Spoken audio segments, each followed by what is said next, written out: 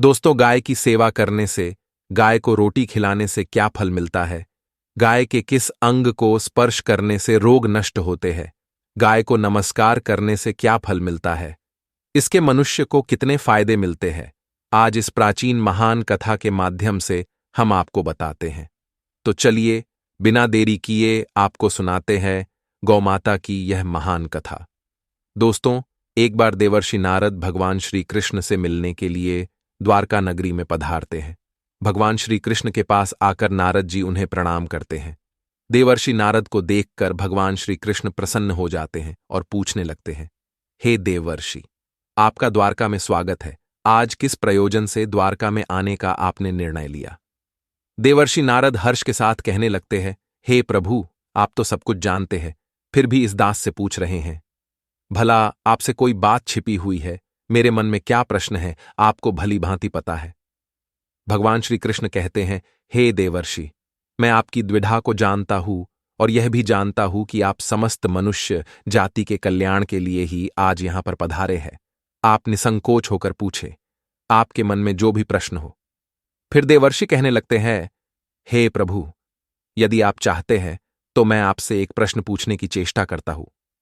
प्रभु, मैं आज पृथ्वीलोक का भ्रमण कर रहा था तो मैंने बड़ा ही विचित्र दृश्य देखा। मैंने देखा कि कुछ दुष्ट मनुष्य गायों को मार रहे थे, वहीं दूसरी ओर कुछ मनुष्य गायों की पूजा भी कर रहे थे।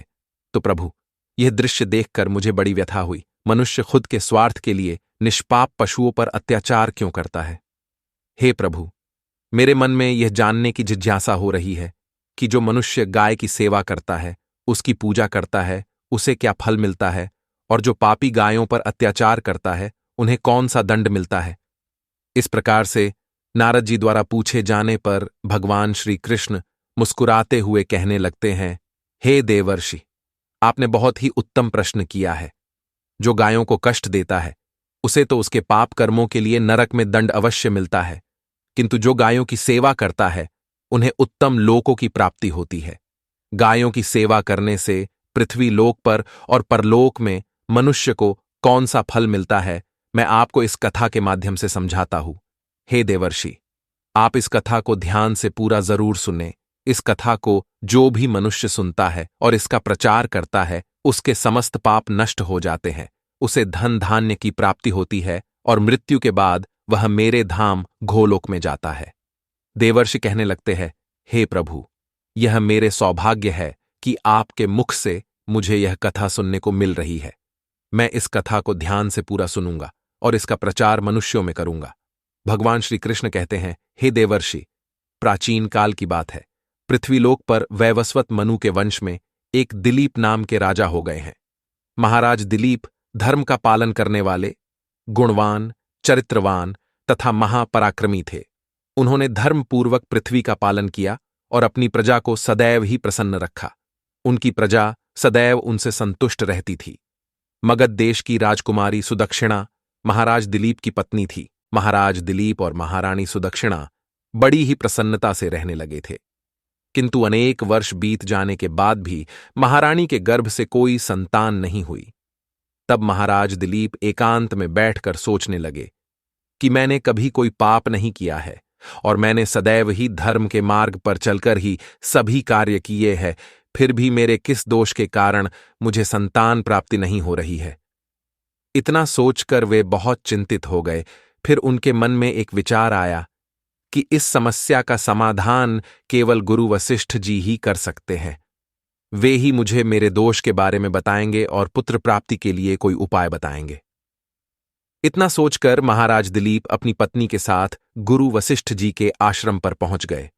आश्रम पर वशिष्ठ जी नित्य कर्म, ध्यान आदि कार्य समाप्त करके अपनी पत्नी अरुंधति के साथ बैठे हुए थे। उसी समय महाराज दिलीप रानी के साथ उनके पास जाते हैं और उनका दर्शन करते हैं।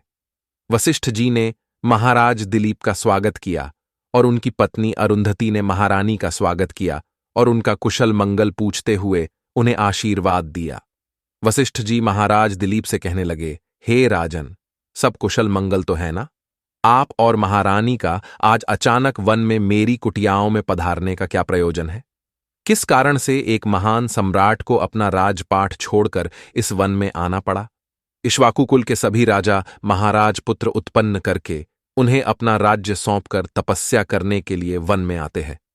किंतु आप अभी भी जवान हैं। आपने अभी अभी राज्य का कार्यभार संभाला है।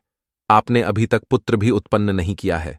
फिर आप ऐसे अपना राजपाट छोड़कर वन में क्यों चले आ गए? ये आप जैसे महान सम्राट को शोभा नहीं देता है। फिर महाराज दिलीप कहते हैं, हे महर्षि, मैं आपके यहां पर तपस्या करने के लिए नहीं आया हूं। गुरुदेव, मैं आपके पास सहायता मांगने के उद्देश्य से आया हूं। कृपया आप मेरी सहायता कीजिए, मैं बहुत दुख में हूं। फिर महर्षि अगस्त्य कहते हैं, हे राजन, आपके जैसे महान सम्राट को भला किस बात की सहायता चाहिए? आप तो स्वयं सभी की रक्षा एवं सहायता करने में सक्षम हैं। महाराज दिलीप कहते हैं, हे गुरुदेव, मैं आपके पास यह जानने के लिए आया हूं कि किस दोष के कारण मुझे अभी तक पुत्र की प्राप्ति नहीं हुई है। कृपया आप अपनी दिव्य शक्ति से जानकर मुझे मेरा दोष बताइए और उस दोष के निवारण के लिए उपाय भी अवश्य बताइए। पुत्र के बिना मेरा जीवन व्यर्थ हो जाएगा, मुझे मुक्ति नहीं मिलेगी। तब महर्षि अगस्त्य कहते हैं, हे राजन, ये तो आश्चर्य की बात है, मैं अवश्य आपकी सहायता करूंगा। फिर महर्षि अगस्त्य अपनी दिव्य दृष्टि से महाराज के भूतकाल को देखने लगते हैं तो उन्हें राजा की एक भूल के बारे में पता चलता है। महर्षि अगस्त्य महाराज से कहते हैं, हे राजन, आपसे एक बड़ी भूल हुई है जिसका आपको ज्ञान नहीं है।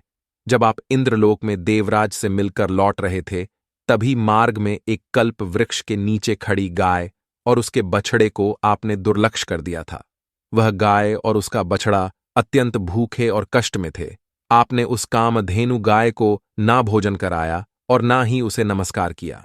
उस गाय ने आपसे सहायता भी मांगी, किंतु आप अपनी प्रसन्नता में खोए हुए थे और आपको उस गाय की पुकार भी सुनाई नहीं दी।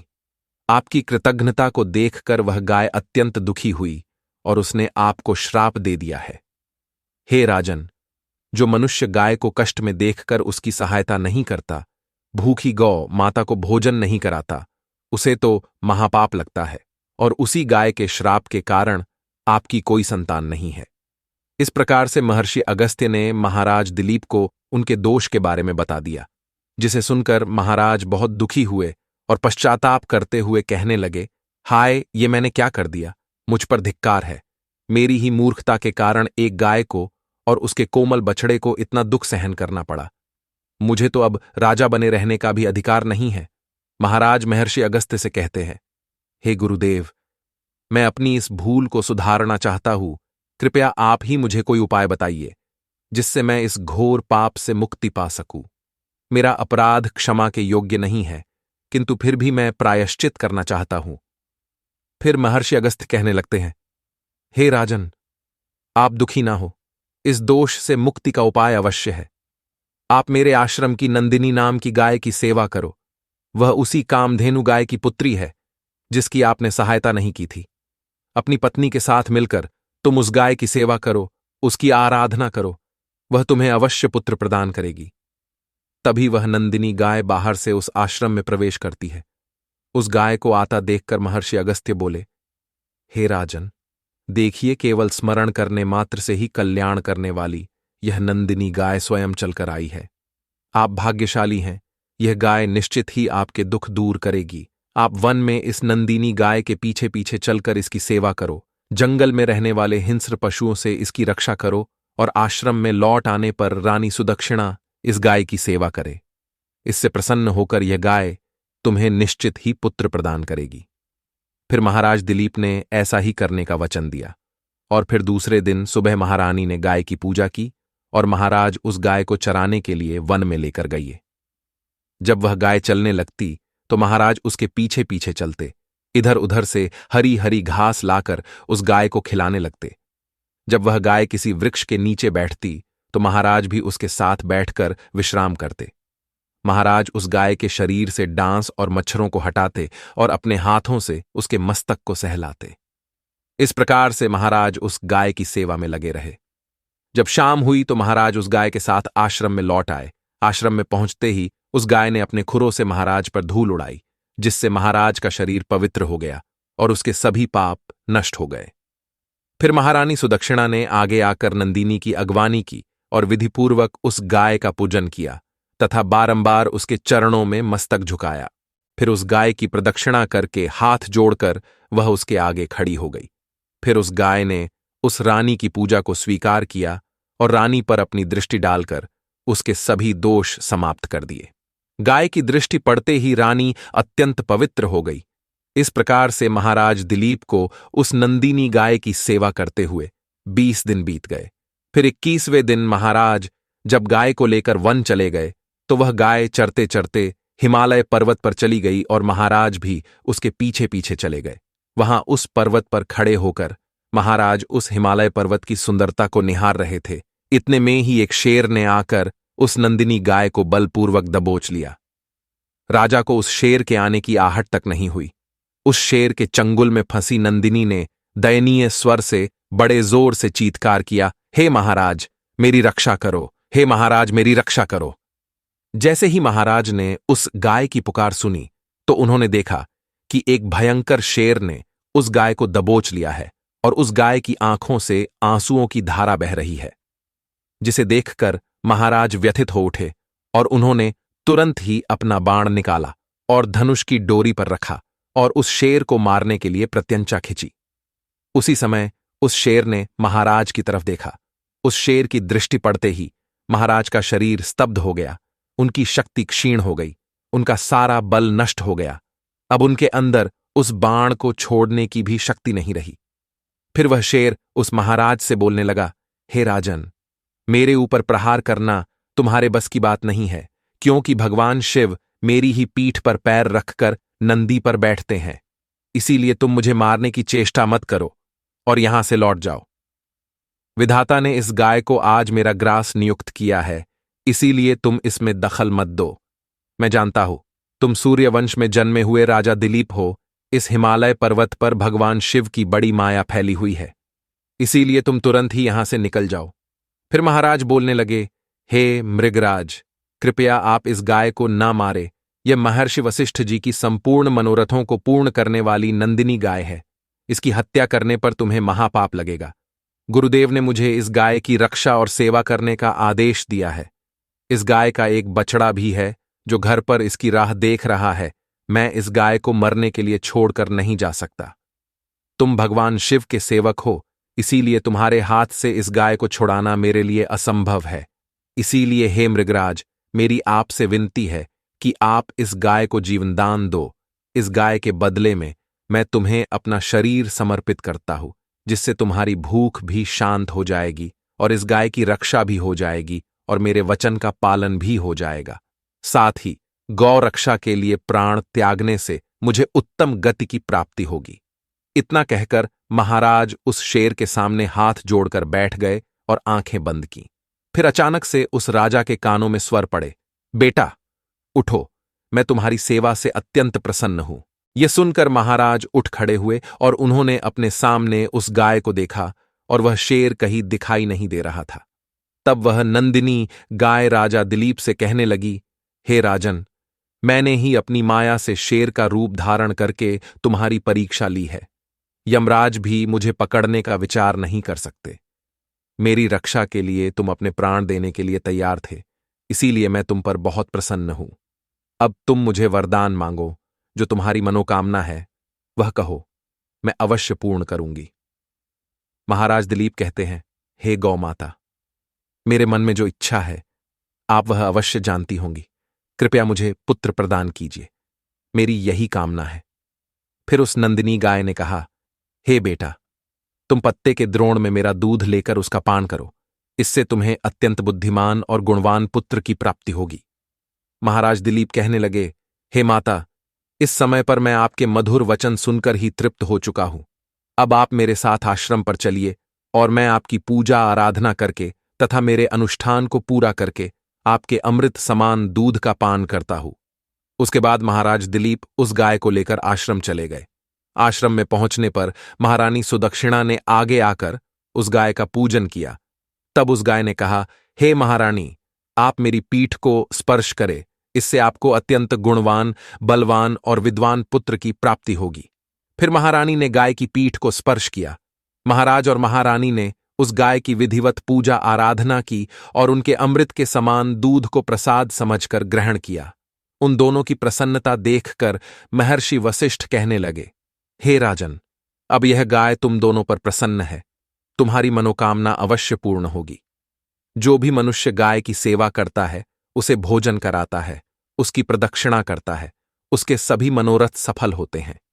जो भी गाय की रक्षा करता है, उसकी कभी दुर्गति नहीं होती है। मृत्यु के बाद वह गोलोक में जाता है और भगवान श्री कृष्ण के साक्षात दर्शन करने का सौभाग्य उसे प्राप्त होता है। जो श्रद्धापूर्वक गाय का दूध पीता है, वह सभी रोगों से दूर रहता है। जो गाय की पीठ पर जो कूबड़ होता है, उसे स्पर्श कर लेता है, उसके सभी दोष और पाप नष्ट हो जाते हैं। जो गाय का दान करता है, वह वैतरणी नदी को गाय की पूंछ पकड़कर पार कर लेता है। जो स्त्री रोज गाय को रोटी खिलाती है, वह सौभाग्यशाली बन जाती है।